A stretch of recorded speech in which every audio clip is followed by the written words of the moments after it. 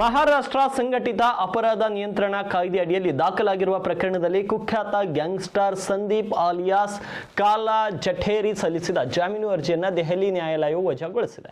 April 30, 2026ರಂದು ನಡೆದ ವಿಚಾರಣೆಯ ಸಂದರ್ಭದಲ್ಲಿ ಕಾಲಾ ಜಠೇರಿ ಮತ್ತು ಲಾರೆಸ್ ಬಿಷ್ಣೋಯ್ ಗ್ಯಾಂಗಿನ ಇತರ ಸದಸ್ಯರನ್ನ ಬಿಗಿ ಪೊಲೀಸ್ ಭದ್ರತೆ ನಡುವೆ ದೆಹಲಿಯ ಪಟಿಯಾಲಾ ಹೌಸ್ ನ್ಯಾಯಾಲಯಕ್ಕೆ ಹಾಜರುಪಡಿಸಲಾಯಿತು. ನಿಗದಿತ ಅವಧಿಯಲ್ಲಿ ಚಾರ್ಜ್ ಶೀಟ್ ಸಲ್ಲಿಸಿಲ್ಲ ಎಂಬ ಕಾರಣ ನೀಡಿ ಜಠೇರಿ ಪರ ವಕೀಲರು ಡಿಫಾಲ್ಟ್ ಜಾಮೀನು ಕೋರಿದ್ರು. ಆದರೆ ತನಿಖಾ ಸಂಸ್ಥೆಯು ಮೊದಲೇ ಕಾಲಾವಕಾಶ ಕೋರಿ ಅರ್ಜಿ ಸಲ್ಲಿಸಿದ್ದರಿಂದ ನ್ಯಾಯಾಧೀಶರಾದ ಮುರ್ನೀಶ್ ಗಾರ್ಗ್ ಅವರು ಈ ಜಾಮೀನು ಅರ್ಜಿಯನ್ನು ತಿರಸ್ಕರಿಸಿದ್ರು. ಇನ್ನು ಈ ಗ್ಯಾಂಗ್ ಭಾರತದಾದ್ಯಂತ ಹತ್ಯೆ, ಸುಲಿಗೆ ಮತ್ತು ಸಶಸ್ತ್ರ ಕಳ್ಳ ಸಾಗಣೆಯಂಥ ಗಂಭೀರ ಅಪರಾಧಗಳಲ್ಲಿ ತೊಡಗಿಕೊಂಡಿದೆ ಎಂದು ದೆಹಲಿ ಪೊಲೀಸರ ವಿಶೇಷ ಘಟಕವು ನ್ಯಾಯಾಲಯಕ್ಕೆ ಮಾಹಿತಿ ನೀಡಿದೆ. ಲಾರೆನ್ಸ್ ಬಿಷ್ಣೋಯ್ ಮತ್ತು ಕಾಲ್ ಜಠೇರಿ ನೇತೃತ್ವದ ಈ ಸಿಂಡಿಕೇಟ್ ಜೈಲಿನಲ್ಲಿದ್ದರೂ ಸಹ ಮೊಬೈಲ್ ಫೋನ್ಗಳ ಮೂಲಕ ವ್ಯವಹಾರಗಳನ್ನು ನಡೆಸುತ್ತಿದ್ದರು ಎಂಬ ಆಘಾತಕಾರಿ ಅಂಶಗಳು ಹೊರಬಿದ್ದಿದೆ. ನ್ಯಾಯಾಲಯವು ಈ ಗ್ಯಾಂಗ್ನ 20 ಸದಸ್ಯರ ವಿರುದ್ಧ ದೋಷಾರೋಪಣೆ ಪಟ್ಟಿಯನ್ನು ಸಿದ್ಧಪಡಿಸಲು ಆದೇಶಿಸಿದ್ದು, ಸಂಘಟಿತ ಅಪರಾಧದ ಜಾಲವನ್ನು ಹತ್ತಿಕ್ಕಲು ತನಿಖೆಯನ್ನು ತೀವ್ರಗೊಳಿಸುವಂತೆ ಸೂಚಿಸಿದೆ. ಈ ತೀರ್ಪು ದೆಹಲಿ ಪೊಲೀಸರಿಗೆ ದೊರೆತ ದೊಡ್ಡ ಕಾನೂನು ಯಶಸ್ಸು ಅಂತ ಪರಿಗಣಿಸಲಾಗಿದೆ.